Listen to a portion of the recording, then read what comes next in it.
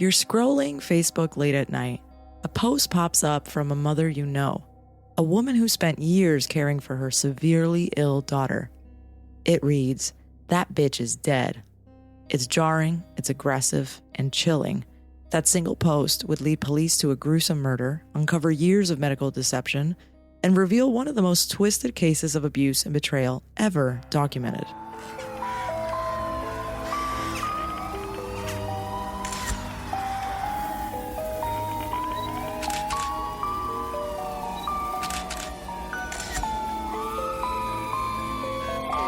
Welcome back to Macabre Mondays, where mystery meets the macabre with your favorite deadly married duo. I'm Ale. And I'm Tom. Your guides through the strange, the sinister, and the spooky, where I tell the stories and he gets dragged along for the ride. Whoop, whoop. Woo! Happy Ogtober, everyone.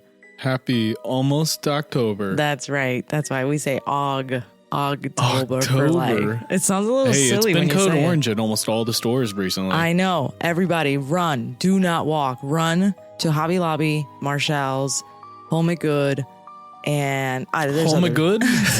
Sorry, we've been hanging out with my mom, and I always like to make fun of her. But I wanted to, before we start today's episode, I just want to give a big shout out to you guys, to those that have been tuning in every week and expressing to us how much they love the podcast. We've been getting so many messages. We are so appreciative. The only reason why I want to shout you guys out today, I want to shout you guys out every episode, but the reason why I'm shouting you guys out is because this is our 31st episode.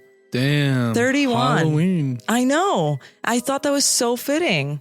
So I'm like, let me shout them out again real quick. I know we did it in episode 25. I'm going to do it again because I'll do whatever I want.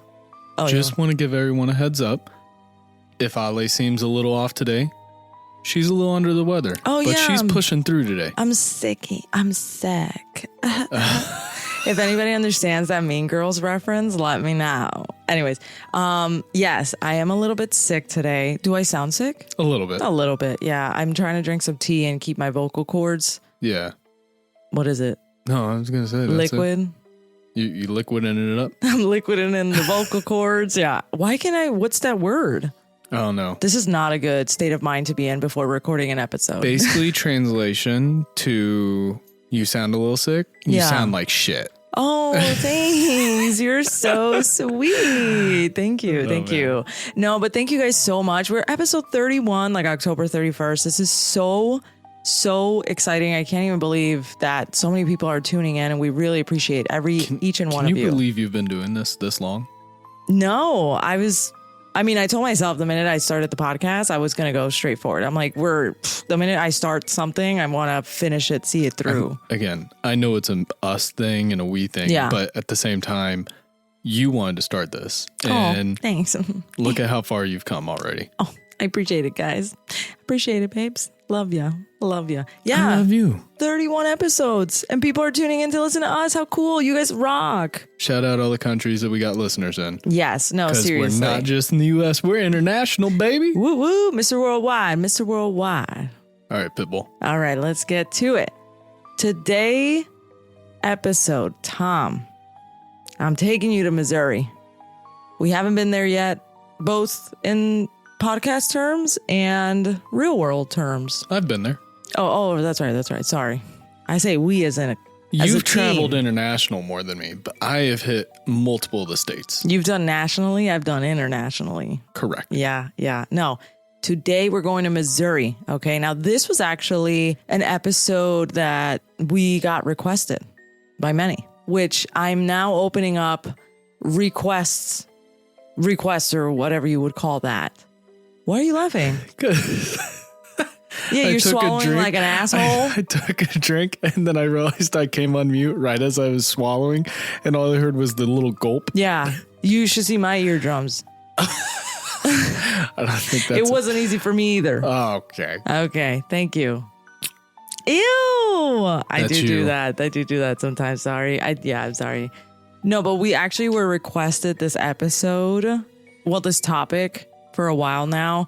I am open to requests, so people, please send them in. If you guys stop stealing my freaking lines. You talk about the scary stories. Oh, you're right. I'm mentioning requests for topics that they want. Yeah, but they can also use the same link to send those. Yes, both of them. Yes. Just send me a request if you want to listen to an episode. My goodness. I have to mention that. I never normally do that. You're right. This is, you guys are listening to a real life married couple going back and forth. Send them to macabremondays@podcast@gmail.com or visit us at macabremondays.com to submit your story. Yours just might be featured on an upcoming listeners episode.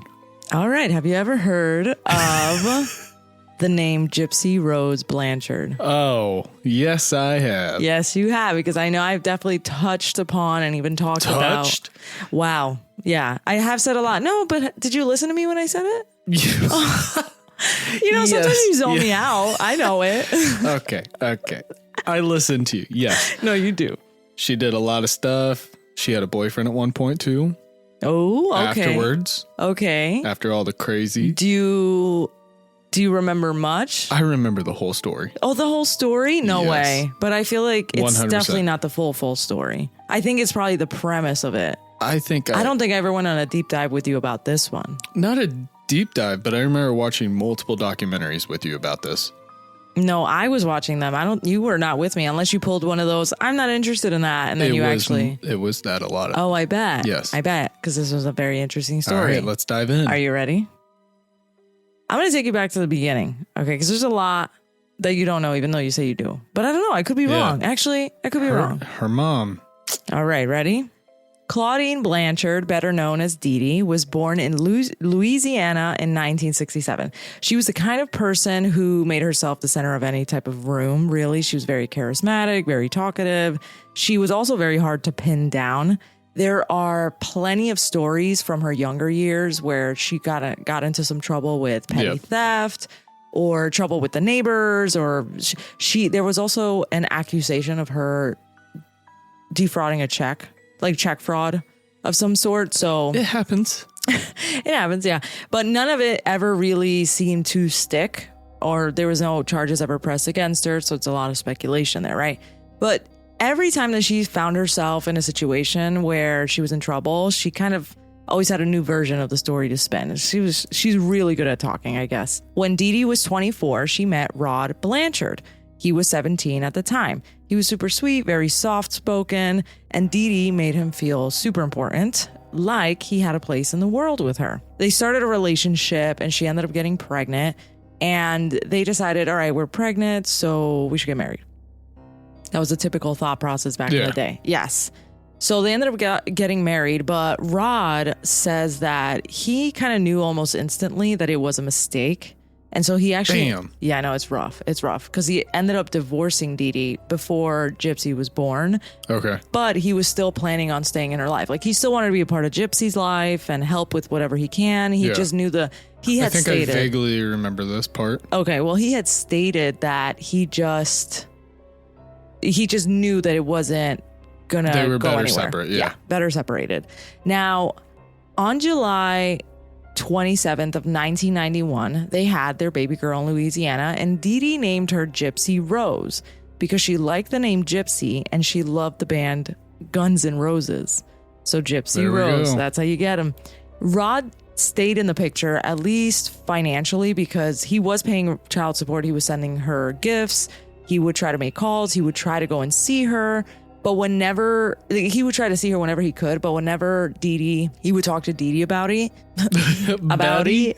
He would talk to Dee Dee about it. She never made it easy. She'd move, she'd disappear, or she would tell Rod that Gypsy was too sick to visit, that she wasn't up for it, she didn't feel good, and that she needed the rest, and she couldn't talk right now. So as Gypsy got older, Rod started to see less and less of her.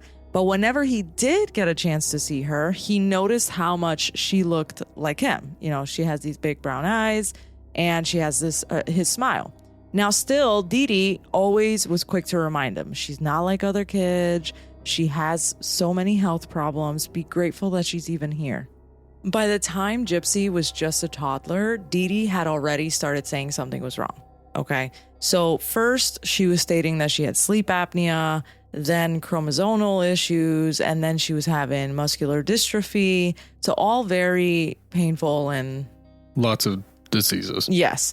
Now doctors did run tests, but a lot of them kind of came back unclear. Others didn't really match the symptoms that Dee Dee was stating was happening with Gypsy. But Dee Dee was very persistent. She always had an answer to something. Okay, so she always had a reason to seek more care or more specialists or more prescriptions because as a mother, she thought something was wrong with her. Which is still crazy to me that she kept getting her diagnosed with this or that. You'll see, because there's a lot more to it. Yeah. I've had the same questions, and what you're thinking right now, it's like, what? That's, what's going on? But when Gypsy was around 7 or 8, Dee Dee actually started using a wheelchair for her.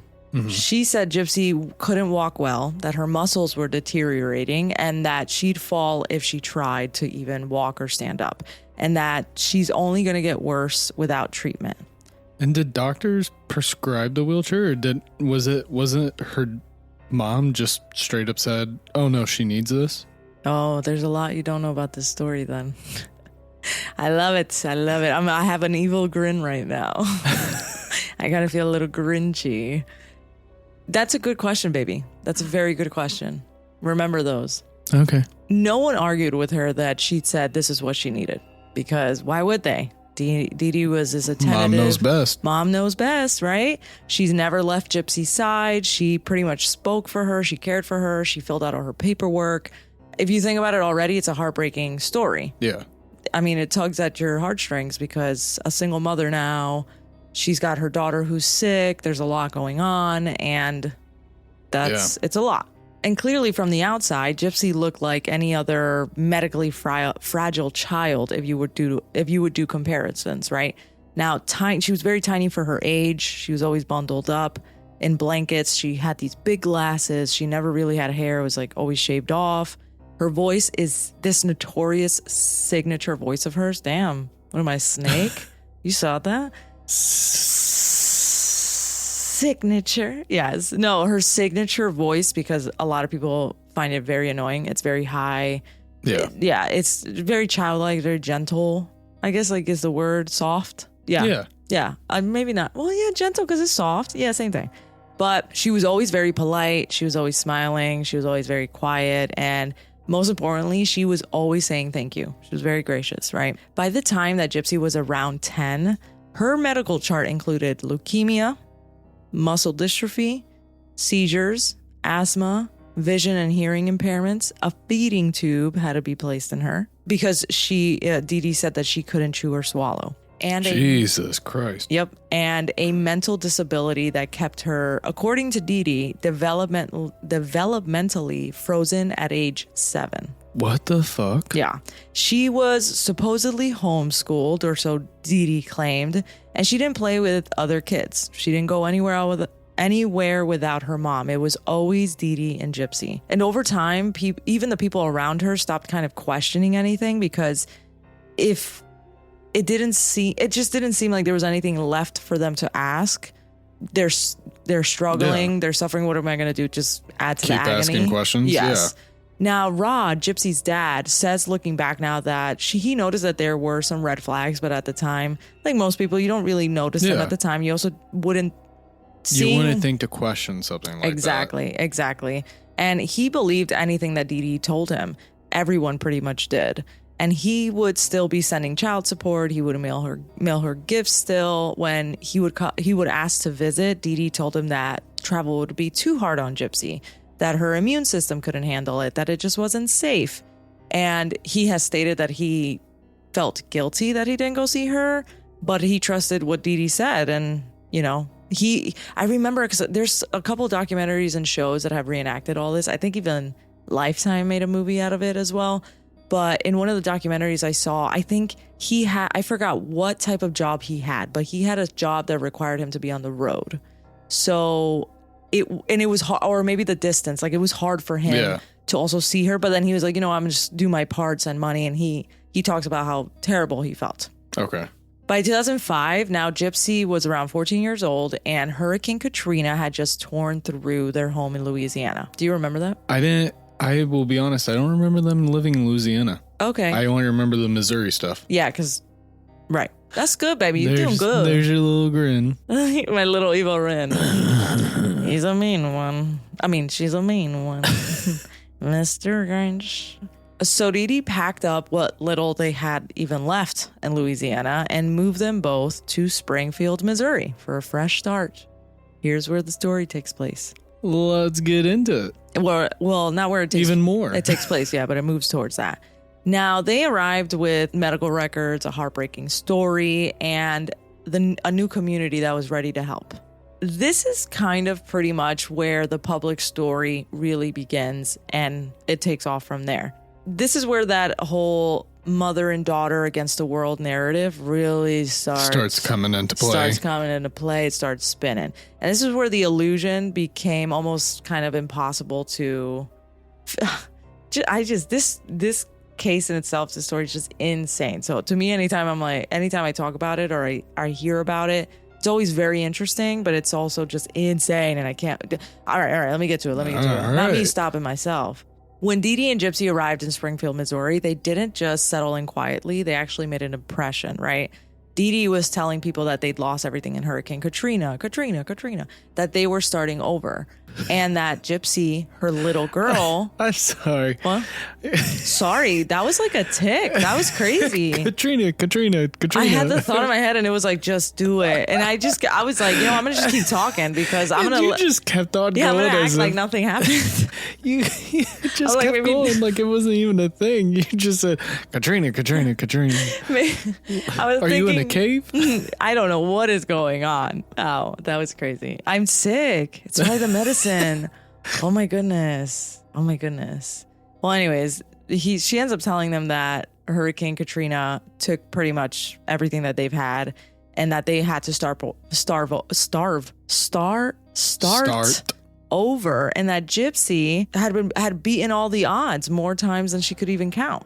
So at this point, you got to think about it. Also think about so many other victims in Hurricane Katrina as well that lost their lives, lost their homes, lost everything. It was such a bad hurricane. Yeah, it was terrible. So if I'm just trying to put myself and people in Missouri, you wouldn't think anything bad, right? No. I mean, hurricane. You would think somebody's literally just trying to... And she's already got, on top of her daughter having all these illnesses, it looks like she's terminally ill. And then you're divorced now, and then your house just gets taken away from a hurricane and most of your belongings. Wow. What else could there be? I mean, you literally have a daughter that seems like she can't catch a break. Right, exactly. So that's why, yeah, of course. And that in itself is why the community that they end up meeting rallies for them. Like, they go hard. The Habitat of Humanity built them a small brand new home in this like very cute cul-de-sac. So adorable. I love a good cul-de-sac.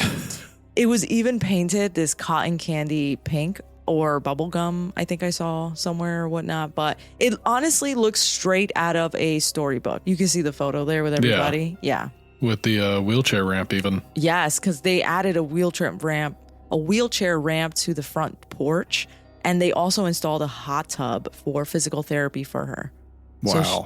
So That's insane. Yeah, they all went all out. And inside the house, like every detail was tailored to Gypsy's comfort. Donations were, they were getting donations left and right from charities, from friends, from church groups. People would bring them groceries, would bring them medical supplies, clothing. They were really trying to help Dee Dee and Gypsy because they're going through it, right? And if you think about it, even if everyone else is also going through something, they look like they're going through the worst of the worst. Yeah, so you want to help. You want to help, exactly. And when the town saw that, they really started to kind of wanting to be more a part of it. How can we help them?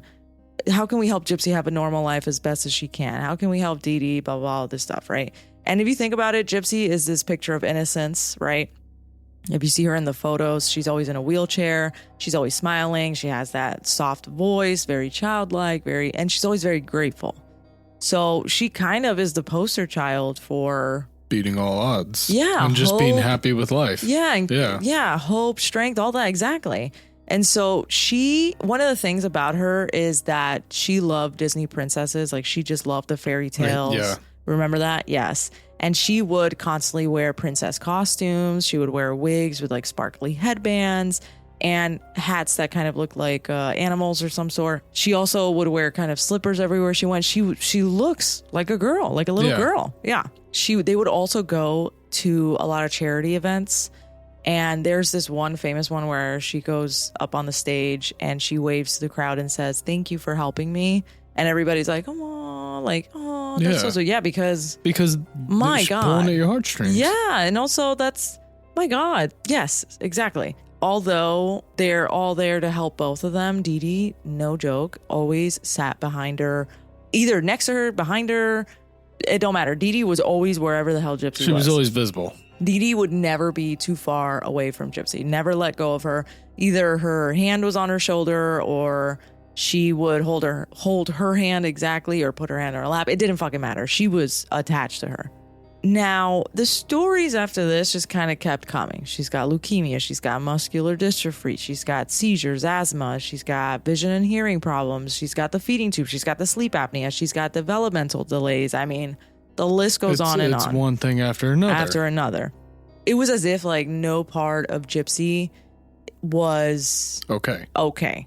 Now, yet despite all that, despite everything she's going through, Gypsy's still fighting, right? She's still alive. And Dee Dee kept showing up day after day, which honestly just kind of feeds more into that image.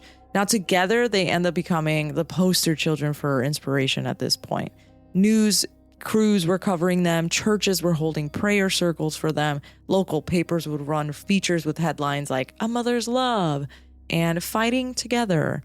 And the donations were not stopping. Like, people were just donating out of the kindness of their heart. They were even flown out by Make-A-Wish Foundation to Disney World. Damn. I know. They were given free tickets to concerts, to shows, to galas, to events. They've done like a helicopter ride. They've done this. I mean, I was going to say, but at this point, you look at it as how we know more, but you look at everything and you think, yes, look at everything she's going through. Yes. Is she even going to survive to see 20? Is she going to see this age, this age? Because when a child's that sick constantly, all that's going to go through your mind is how much longer are they going to be able to fight all this? And you want to make sure that they're living the best they can until they're just not here anymore, because you want to give them the world. Yeah. So exactly. No, I agree. And that's the thing, that they even got to celebrities, because the country singer Miranda Lambert even sent them a check after meeting Gypsy backstage at a concert. Damn. I know. And so she sent a personal check to donate because she was so touched by Gypsy's story and Gypsy herself. So it's wow. Just right. And to see like the kindness of people's heart, especially for all that. Now, strangers were even mailing them like blankets, cards, knitting them hats. It was, they honestly were admiring them. They really were. And if anyone ever had questions, they didn't ask them nothing. Yeah, because again, why would you? Yeah, you wouldn't think anything would go wrong. So if someone had noticed that maybe Gypsy just seemed a little bit older than she was described as, or she wasn't always as frail as she looked in photos, or she didn't always look as sick as you would think that she would look with everything, no one's going to say anything, because you're going to be you're not going to question no one wants to be the person that questions like a terminally ill child. Are you having a good day today? Because it seems like it. Like, you're like, hey, I noticed your leg twitch. That's interesting. No, imagine. She's like, I'm just itchy. No, but seriously, right? Now, Dee Dee knew what she was doing. To answer your earlier question, you're like, why is she just saying all this? Mm-hmm. What was your question again? How is she... She's just saying all this. Isn't it wild, the fact that how was she just getting doctors by saying, oh yeah, she needs a wheelchair. Oh, she needs this. All right. She has this. I'm going to answer that question right now, because before Gypsy was born, she actually worked as a nurse's aide back in Louisiana. She wasn't a registered nurse at all, but she'd spent enough time in hospitals and home health settings to pick up the language, the routines, and the red tape. Mm-hmm. She knew exactly how to talk to doctors. She knew what symptoms sounded serious and which ones could be faked. And she could even describe rare conditions in medical terms, list medications by brand name, and fill out forms like an absolute pro. Damn. Yeah. So if a doctor kind of hesitated or couldn't verify a specific detail when she would bring her in, she'd pivot. She'd either mention that she'd seen a specialist out of state, or that they'd moved a lot, or her favorite excuse of all freaking time is that Gypsy's records had been lost during Hurricane Katrina. You can't question much of that, right? No. Because it makes sense. And especially back at that, and especially back in that time, the early 2000s. Right. The minute that hurricane hit, everyone just had hard drives. You didn't have the cloud paper, or anything. Yeah. So true. And it's like, you do know that Hurricane Katrina did happen, and they are from Louisiana. So it's kind of hard to question. It's kind of crazy. I think it's kind of crazy that... You know how many floppy disks with people's personal information are probably out at sea? Oh, no, for real. No, seriously. The aliens in the ocean probably already got everybody's social security. The younger generation's probably thinking, what the hell's a floppy disk? Oh, my God.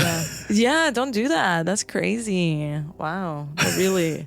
Now, Katrina clearly took everything from them. She would tell them, their home, their belongings, and Gypsy's paperwork, and Gypsy's sick, and this and that. And now she'd shake her head and say, it's all gone. The flood took it. And just like that, no one would push any further because she always seemed to have an answer. And she was a good actress, clearly. Behind closed doors, though, their life was quiet. It was isolated. It was very routine, right? Gypsy's got to go to doctor's appointments. She's got to get her medications. We can have TV nights, movie nights. We can do charity emails or events. They go to trips to pharmacies. And it was just them too. Now, one of the things that got to me too is if they're living here and they're in a cul-de-sac, they have to have neighbors, right? Well, you would think. No, but they did. But that's what I mean. That's where I'm like, no one can never talk to her without... But I get it. I get it. Because it's also, if I was in that situation, I wouldn't think anything weird because I'm like, that's just her mother, a mother and her daughter who's terminally ill. So I get that. But she just would rarely let them talk to Gypsy for more than a few minutes. Like she said, it was because Gypsy gets tired really easily, or that she couldn't handle too much noise, or that her immune system was fragile. And so people would just go drop off groceries, or they would just leave cards in the mailbox for them. They would even slip envelopes under the mat, and no one really would talk to Gypsy that much. Unless Which again makes she was around. Sense because of everything she's going through. You're not going to question that. You're not going to question that. Exactly. And if you think about it, inside that pink little house, it's just the two of them. But this doting mother and a daughter who's just actively dying. But even the most seemingly perfect stories aren't always perfect. And sometimes they take a dark, dark turn. Only obvious if we're covering it on Macabre Mondays. The life of the macabre. It sure is, my macabsters. Yes, it sure. Oh, ooh. Did I just come up with a cute new name? I think you did, macabsters. Macabsters. It's like mobsters, but better. Right, because we're so badass. Exactly. So badass. I sang that all myself. Okay. I sang that all myself. Now, at first, we start noticing a couple cracks in a lot of the stories. Just a comment here. Do tell. Yep, just a curious glance there. Little moments where that pink painted world that Dee Dee had built didn't really quite hold up to the structural foundation she had built. Exactly. One of the first people to speak up was actually Dr. Bernardo Flasterstein, a pediatric neurologist in Missouri. He actually met Gypsy when Dee Dee brought her in for a muscular dystrophy evaluation. By then, Gypsy had already been diagnosed with it, or so Dee Dee claimed, and she'd been using a wheelchair for years at this point. Dr. Flasterstein noticed something odd. Gypsy had normal muscle tone. Interesting. She's been in a wheelchair for years. No signs of muscular dystrophy at all. In fact, her strength seemed very appropriate for her age. She also didn't seem to be she just didn't seem to be developmentally delayed like Dee Dee insisted, saying that her mental capacity was age 7. It was like somebody's lying. Sounds like something's fishy. Something's fishy here. Something's very fishy. So, of course, he grew suspicious because what? Girl, huh? And he actually noted in his report that he suspected Munchausen syndrome by proxy. What's that? Oh, you know that? Okay. Well, that's actually a mental health condition where a caretaker... Caretaker? What? It's a caretaker. Caretaker. It's pretty much when a caretaker ends up lying and fabricates illnesses in someone else just so that they can gain attention and sympathy. Oh. And that's pretty much what she kind of was doing, which is insane. Because he even ends up sending a letter to Gypsy's primary care physician, but nothing happened. No one investigated it. Of course not. Did a home visit. No one followed up. No. Why would we? Right. Why would you? And especially the reason, that's another thing too that I saw in the documentary, was that they were talking about how if not a lot of doctors said anything, even if it did look sus, was because she had a chart with a bunch of other doctors stating it was right. Yeah, so I mean, you got one doctor out of how many others that she's seen that questions it. Yeah. Right. I see how they can pass, but at the same time, I agree. I would have at least glanced. I agree. No, I completely agree with you on that, because that's what sucks. One of the doctors actually ends up saying, yeah, there's something wrong here. This is not right. And nothing comes of it until it's too late, which is the worst freaking part, which really sucks about children's cases as well that I've noticed. Have you ever seen the trial of Gabriel Hernandez? Mm-mm. Oh God. If you ever, I know you'll probably only watch it if I watch it with you, but it is so brutal. If anybody watches it, trigger warning, that docuseries, it's got child abuse. It's got everything under the sun that you can think of. It's a horrible, horrible case. This mother pretty much tortures her little, like 5-year-old. Heavy. That's rough. And every time that people, like teachers and others, would report that something was going on there, it just kept getting brushed under the rug, and they kept leaving him with her. Yes, it was horrible because it actually went to trial. Well, let's dive into that. Yeah, we'll try another day. But anyways, that's a really good one. So that is why this reminded me of this, because of the fact that so many children's cases just kind of get brushed under the rug until it's too freaking late. Yeah. I have so many I can count. Because it's a kid. It's a kid, and they're like, oh, well, they're better off at home. I don't know. There's a lot of like politics in between that and things that I just don't understand, but that's just, yes. Now, by this point, Dee Dee becomes pretty much an expert at dodging anytime she gets questioned about anything. Yes, a red flag. She actually would doctor hop and bounce from different specialists to another, often in different cities or even states. So no physician had the full picture of what was going on with Dee Dee. So by the time they even could try to start putting a puzzle together, she's gone. I mean, she's only here for one visit, so why would I even? I would only see a pattern if she came regularly. She'd carry binders of medical records and prescription notes. Some were accurate, some were not, just enough to create confusion. Because if a doctor asked too many questions, she would simply she just wouldn't go back to the doctor's office anymore. She's like, all right, well, I'm just gonna go. You're lost. I'm gonna go to Toledo next. Like, she don't care. I don't know if Toledo's there, but Toledo's in Ohio. She jumping 2 states away. 3 states away. It's hard. Whatever, it's hard for me. It's hard. It's hard sometimes.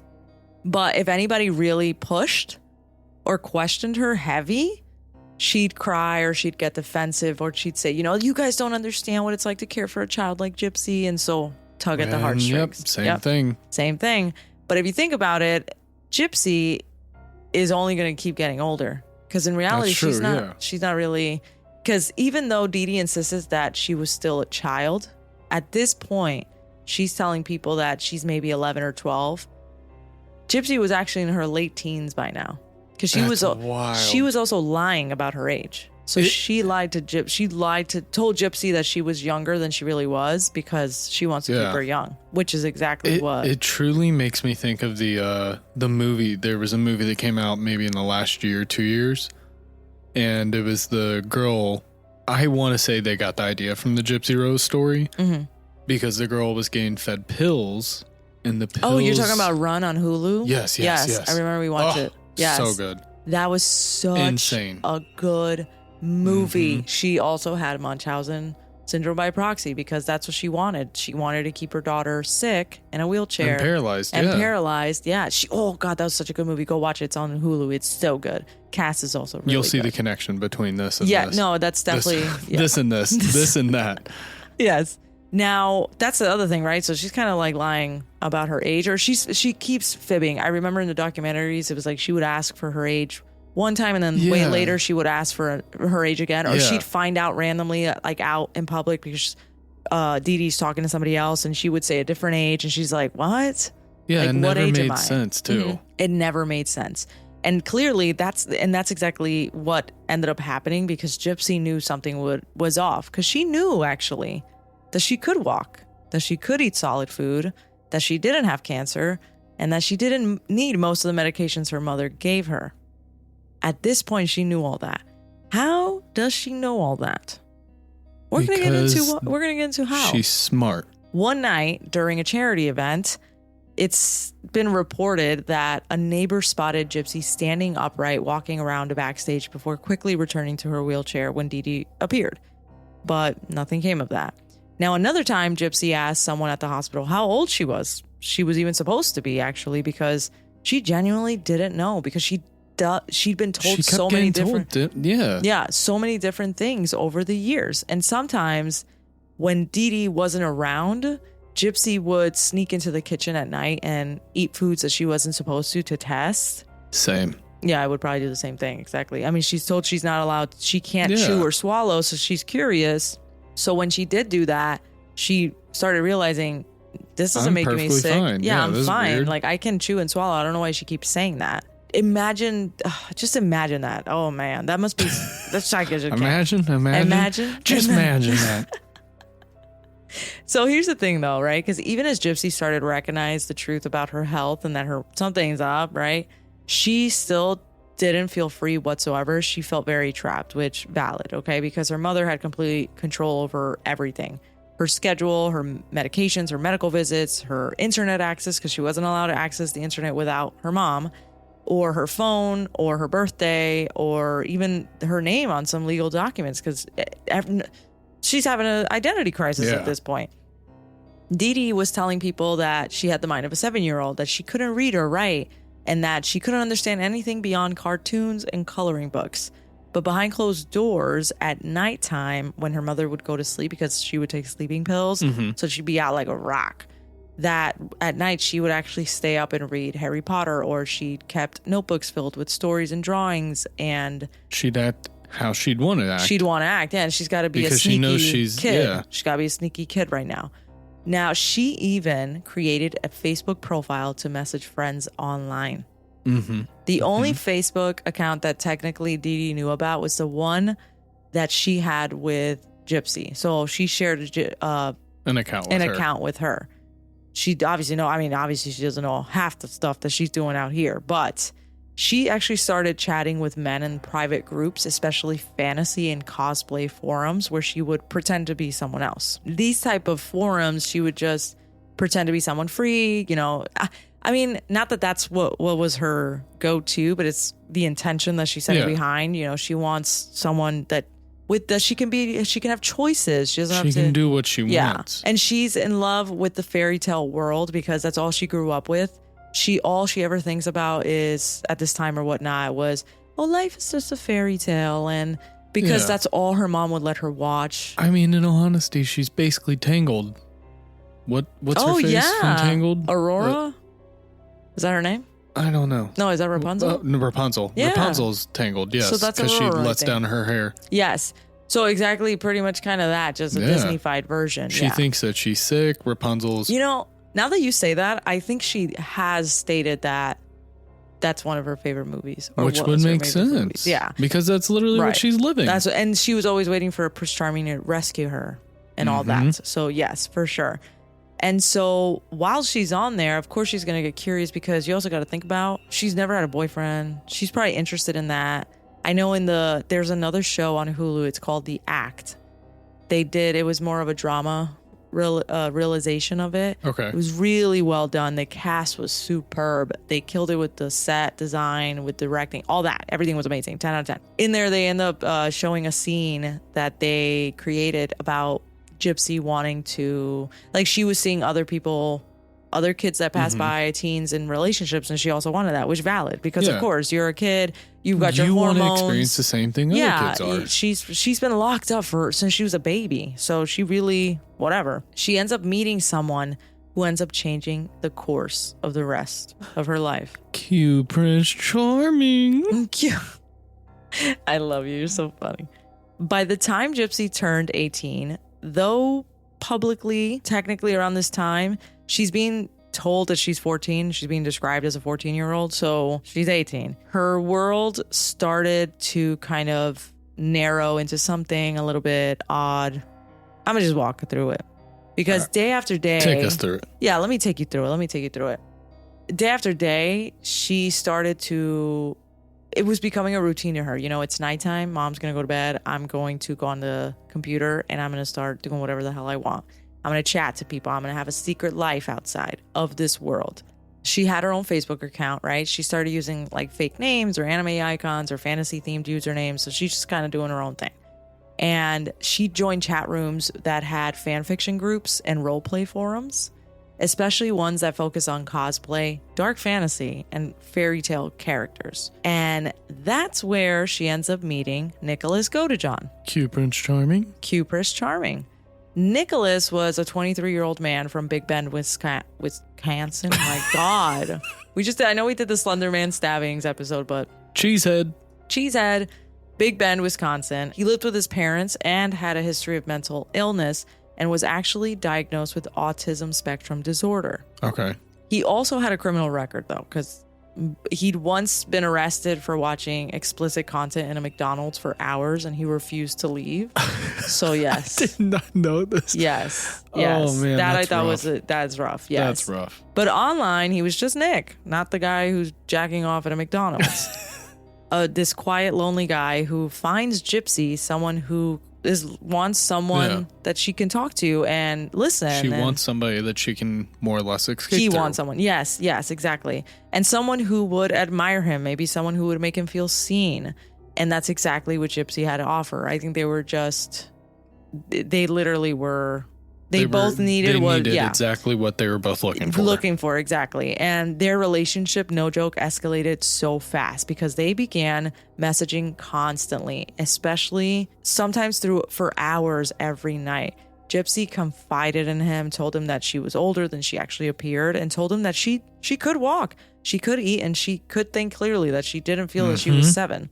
And Nick wasn't thrown away or put off by that whatsoever. And it's important to note, too, that at some point she actually bought a prepaid phone sneakily without her mom knowing. I think she went to the store or something, and that's where she bought it. Yeah, she used to be able to easily buy phones. You remember? Yeah. Can you still do that now? I don't think. Not as easy as you used to be. You could walk. I remember you could walk into Walmart, Walgreens. Where I have to check next time because I'm curious. That is a good question. And they had like little phones that actually said pay and go or something like that. Yes, you could just buy. And it came in the box and you paid whatever the amount of the phone was, came with a little SIM card, and then you just uploaded. Wow. Or not uploaded, but you paid however much you wanted to pay for minutes. We should check next time we go to one of the stores and see, because that's interesting. I really am curious about that. They might have nixed that. But anyways, she bought it and they would text during the day, but not really. Obviously, she's always with her mom, but she's got to be sneaky. Yeah, I wanted to throw that in there. And after their relationship starts rapidly moving forward quickly. Okay, they're messaging for hours every night at this point. And he actually introduced her to the concept of multiple personalities. Nick introduced Gypsy to literally his world of dark fantasy. He claimed to have multiple personalities, and he didn't just talk about them, he was trying to live them. Like he says he's living them. There was Victor, the vampire who fed on blood and craved power. And then there was the bad side. That's what it was called. A persona who was violent, aggressive, and sexually dominant. Nick said each personality had its own desires and Gypsy encouraged them. Oh. Yes. But also I got a note. She doesn't know anything about sex either. Yeah, and she's innocent. She goes from Disney princesses to straight to 100 of BDSM. Let's fuck each other up. Like, yeah. So I just need to note that. In response to all this, Gypsy kind of created her own personas as well, because she's thinking we're cosplaying, we're role playing, right? She also doesn't know that he has a mental disorder. Yeah. The most prominent of her personas was Ruby. It was a seductive, submissive alter ego that she created who lived to please Nick's violent side. All right. Ruby. So he's already, what the hell is it called? Molding. He's already molding her to kind of fit his needs. Well, yeah, and they both are essentially because, like you said, they're both feeding off each other. Yes. Jinx, you owe me a foot rub. Right. Oh, thanks. You're so sweet. I love you. You are feeling sick. Yeah, I am feeling sick. You do it even if I'm not feeling sick. True. Silly. Yes. So exactly that, because she doesn't know anything either at this point. Yeah. So it seems normal probably to her. And exactly. She just thinks she can't go fucking ask her mom. Hey, right. Is this normal? I'm talking to this guy. And she can't really have friends essentially, because what if, even if it wasn't secret, what if they did to, it's just a whole thing, right? She's living pretty much with her captor. And their messages were laced with like fetish heavy role play. They were acting out stories of dominance and submission where Ruby, which is Gypsy, begged to be punished, and Nick described himself as this dark prince with the right to control her body and mind. They fantasized about rape, kidnapping, slave dynamics, and violent sexual rituals. Jesus Christ. That's what I mean. Disney princesses to this? Holy fuck. That's insane. I know. Now, she would even wear wigs because she never had hair. Her hair was always shaved. Her mom was always shaving her head, saying that it was because of the medicine. The cancer and everything. The cancer. We should just do it now so you're not upset, blah, blah, blah, all that stuff. So she had a lot of wigs, and she would wear some of those wigs. There was one wig that she had, and I think it was I'm going to see if I can find the photo and show you guys as well. But there's a famous photo of her wearing a wig that she sends to him, and it's black and red. It's got like streaks of red in it or whatnot. But she would send him photos. They kind of send each other flirty photos. Yeah. Now, Gypsy later claimed that it was all part of the role play, that she didn't truly want anything to go any further. But in those messages, I'm going to note this right now, so remember this, it became harder and harder to kind of tell where the performance ends and reality, we're back to reality, right? Okay. So they're starting to blend. At this point, sooner than later, the conversation actually starts to shift from not just from punishing Gypsy, but to punishing her mother. Because before Gypsy and Nick ever met in person, their online messages created this kind of private world of twisted fantasies and like growing desperations. One of the texts that I saw, messages that I saw from an Oxygen article, it was Nick describing his Victor persona, framing it as this like sexual lure. Mm-hmm. He messaged her saying, "Hun, don't forget you got to deal with my evil side first before we have our fun." Jesus Christ. These are the kind of messages that they're sending each other. So Prince Charming is more like Hans from he's dark, Frozen. Bruh, he's Dark Prince. This is... Yeah, remember Hans? Yeah. Oh, Hans, which was... Oh, from Frozen. He was the one that was all he was Prince Charming. Evil. But secretly, I'm here to take your castle and everything from you. Wow. That was very good. Very nice. Thank you. Exactly. But literally that. Just BDSM world. Fantasies. Dark fantasy world. They ended up making plans to meet in person. Now, how the hell is she going to do that? Yeah. You have a mom that's 24/7 watching you. I can't wait to tell you because I don't think you know this part. I don't think you do. All right. In 2015, Nick takes a bus. This was their plan, right? Nick is going to take a bus. A bus? Oh, my goodness. Take a bus from Wisconsin to Missouri. The plan was simple. Dee Dee and Gypsy were off to see Disney's Cinderella in the movie theaters, and that they're going to accidentally bump into each other while they're there. And that's how she'll introduce Mom and Nick. Oh. Yes. And not that she's probably going to introduce him as her boyfriend. Hey, this is the guy I've been texting behind your back for the last however many times. She's like, my name is Ruby. No, but seriously. So, and this is Nick Victor. Nick Vic, exactly. And bad side, middle name. But she's saying that, that was her plan. We're just going to bump into each other. She's going to, I don't know, you guys are going to strike up a conversation. She's going to love you. Then I'm going to be able to see you. She's and like, then it'll just be so nonchalant. Yeah, it'll be super chill. Like and we're going to be together forever. Again, she's literally thinking Disney World princess. I don't think she's thinking this through the way that you would think. Well, I was going to say, doesn't she also, because of the limited amount of real life experience she has, mm-hmm. she doesn't have a lot of the critical thinking, right? That the typical person that's experienced life and seen all this is going to understand. This is how this is probably going to play out, right? Here's what could happen. Exactly so, because at the movie theater, Nick shows up, right, and he shows up with a red rose. He's also dressed like a Prince Charming. So he's got kind of like a suit. You also, and that's the other thing I forgot. It's because I'll mention it here, but he's dressed like a Prince Charming. She's off to go see the new Cinderella movie. So she's dressed as Cinderella. Okay. So she was thinking, like a Prince Charming, you know, I'm in my Cinderella outfit and the Prince Charming thing, right? But when they did bump into each other, the moment was completely off. Dee Dee did not like him whatsoever. And he made her feel super uncomfortable. It's not like they really talked. They just bumped into each other. Yeah. But just based off of that, she didn't like it. She kept her distance. She pulled away further as best she could. She would pull Gypsy closer.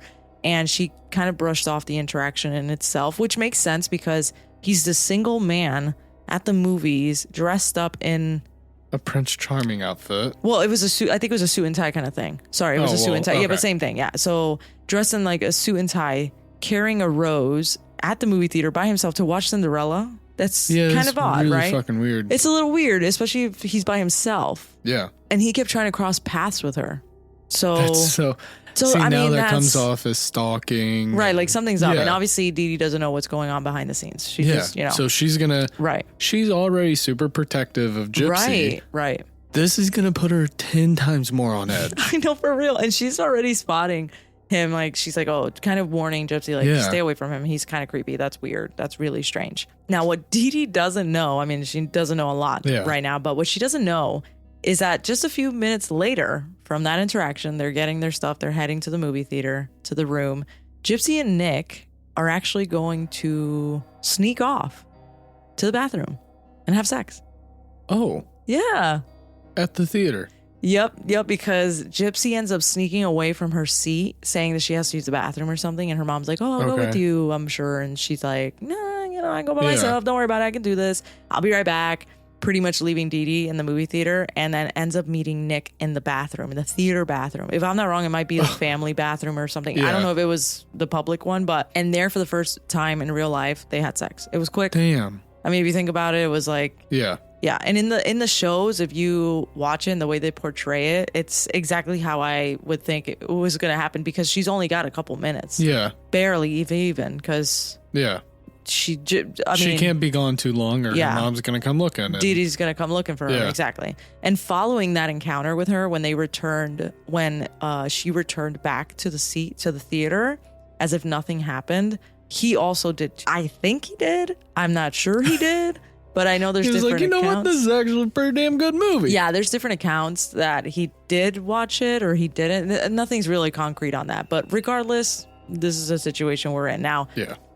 For Gypsy, if you think about it, now this is another tally of secrets kept, because, and it's, I mean, as much as she's probably super nervous about and scared about what could happen, I think the thrill is more exciting than anything she's experienced in a long time. She's literally been doing everything her mom has ever told her. And she's of course, the minute she gets an ounce of, I can try to be free. Right.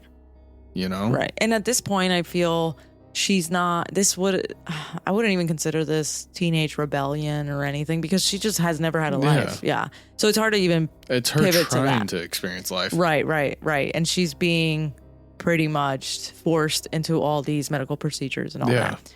Now, JK, guys, I know I said I wouldn't do a part 2, and I'm so meanie bobeanies, but it's going to have to be a 2-parter. It's going to have to be a 2-parter. 1, there's a lot of this story to unpack. But 2, my wifey is not doing well. Yeah, I feel so sick. My voice, I'm sick. She's sounding like Miley Cyrus already. I know, I really am. We're like... Little horsey. Yeah, a little horsey. Yes. So I'm so sorry, guys. Please forgive me. Don't be mad at me. Stay tuned for next week. We will get you part 2. Okay? Thank you for joining us today on Macabre Mondays. Don't forget to subscribe so you don't miss a single episode. You can find us wherever you listen to podcasts. And if you know more about today's episode or caught a detail we might have missed, let us know. Again, I hated that I'm bringing you guys through another part 2, but that doesn't mean I don't want to hear your stories. So if you have a story that's strange, sinister, or downright spooky, doesn't matter how small you think it might be, send it our way. Email us at macabremondayspodcast@gmail.com or head over to macabremondays.com to submit your story. Yours might just be featured in an upcoming listener episode. Follow us on social media by searching Macabre Mondays for photos of today's episode, updates, and a little extra spooky fun. please come back next week for a part 2. We'll see you next Monday for another sinister, strange, and spooky episode. Stay tuned. More mystery is just around the corner, but until then, stay curious and stay safe. Love you guys. Peace up, 8 down.